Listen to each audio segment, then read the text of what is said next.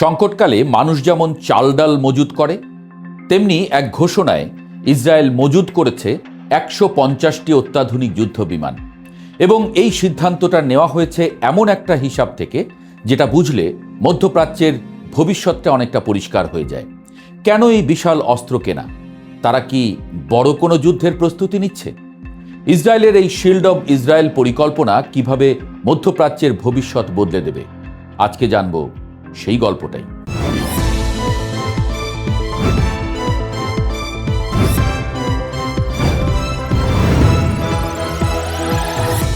দু সালের 7ই অক্টোবর ফিলিস্তিনের স্বাধীনতাকামী সশস্ত্র গোষ্ঠী হামলার পর ইসরায়েলের প্রতিরক্ষা মন্ত্রণালয়ের এক বৈঠকে একটা প্রশ্নই ঘুরছিল, ইসরায়েল কি তার F-35 যুদ্ধ বিমান কিনবে নাকি নতুন F-15IA যুদ্ধ বিমান কিনবে।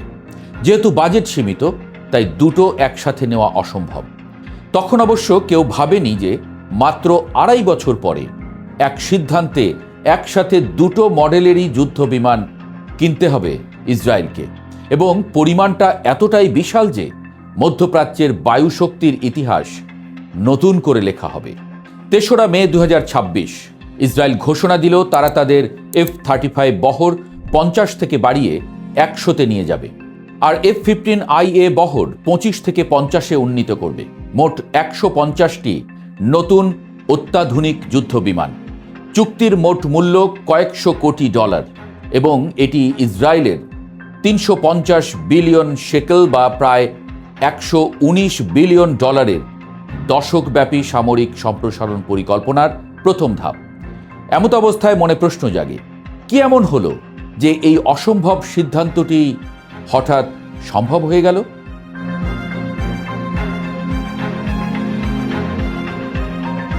F-35I আদির হল লকহিড মার্টিনের তৈরি 5th জেনারেশনের স্টেলথ যুদ্ধ বিমান। এটা রাডারে ধরা পড়ে না বললেই চলে, ফলে এটি শত্রুর বায়ু প্রতিরক্ষা ব্যবস্থা ভেদ করে গভীরে ঢুকে যেতে পারে। ইসরায়েল 2018 সাল থেকে এটা ব্যবহার করছে স্ট্রাইক ও গোয়েন্দা মিশনের কেন্দ্রবিন্দু হিসেবে। সহজ ভাষায় এটা অদৃশ্য ঘাতক। আর F-15IA হল বোয়িংয়ের তৈরি, ইসরায়েলের জন্য বিশেষভাবে তৈরি করা F-15EX এর ভ্যারিয়েন্ট। এটির পেলোড ক্যাপাসিটি 29,500 পাউন্ড পর্যন্ত আছে, digital fly by wire system এবং অ্যাডভান্সড রাডার। দূরপাল্লার লক্ষ্যবস্তুতে ভারী আঘাতের জন্য এই বিমান বিশেষায়িত।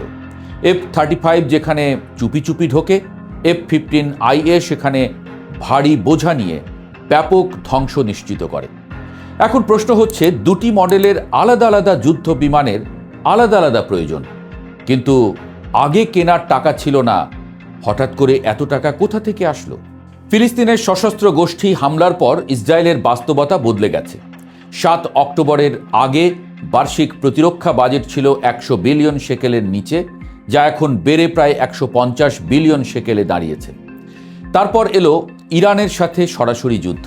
2026-এর 28 ফেব্রুয়ারি যুক্তরাষ্ট্র ও ইসরায়েল যৌথভাবে ইরানে বিমান হামলা চালায়, এবং 8 এপ্রিল একটা যুদ্ধবিরতি কার্যকর হয়।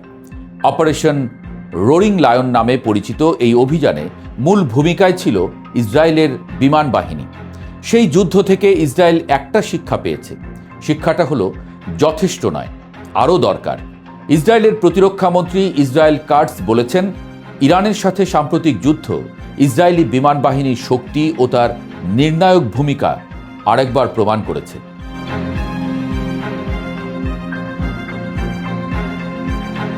F-35 যুদ্ধ বিমান শুধু কাগজে কলমে ভালো নয়, যুদ্ধের মাঠে প্রমাণিত।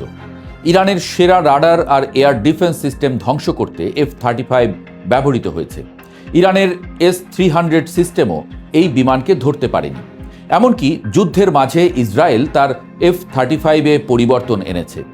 বিমানের পেট থেকে বোমা ফেলার বদলে ডানা থেকে JDAM মিউশন ছোড়ার ব্যবস্থা করেছে, যা আগে ডিজাইনেই ছিল না। ইসরায়েল বর্তমানে 48টি F-35 পরিচালনা করছে।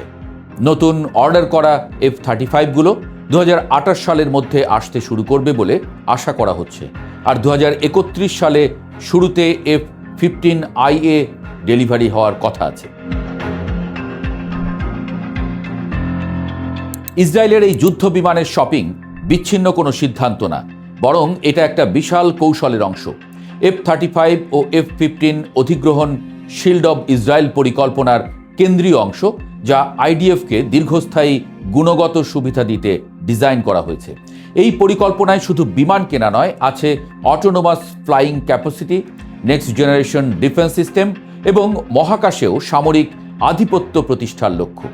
2019 থেকে 2028 সালের 10 বছরের চুক্তিতে ইসরায়েলকে বার্ষিক $3.8 বিলিয়ন সহায়তা দিচ্ছে যুক্তরাষ্ট্র, যার মধ্যে আছে $33 বিলিয়ন সামরিক অর্থায়ন এবং $5 বিলিয়ন মিসাইল প্রতিরক্ষার জন্য।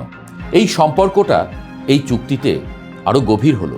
শেষ হিসাবে দেখুন, ইসরায়েলের বহর দাঁড়াবে 100টি F-35I, 50টি F-15IA এবং 100রও বেশি আপগ্রেড করা F-16I, F-15IA পুরনো F-15 বহরের জায়গা নেবে।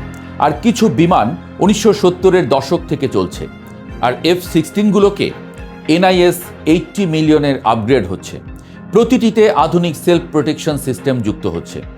মাত্র 95 লাখ জনসংখ্যার একটা দেশে প্রায় 250টি অত্যাধুনিক যুদ্ধ বিমান নিয়ে একটা বিমান বাহিনী গড়ছে।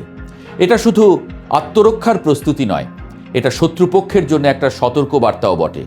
নেতানিয়াহু সেই বার্তাটাই দিয়েছেন সরাসরি। তিনি বলেছেন, আমাদের পাইলটরা ইরানের আকাশের যে কোনো জায়গায় পৌঁছতে পারে এবং প্রয়োজনে তারা সেটা করতেও প্রস্তুত। মধ্যপ্রাচ্যে এই মুহূর্তে যারা ইসরায়েলের বিরুদ্ধে পরিকল্পনা করছেন, তাদের জন্য এই 150টি বিমানের অর্থ একটাই, সীমানা আরও অনেক দূর চলে গেছে।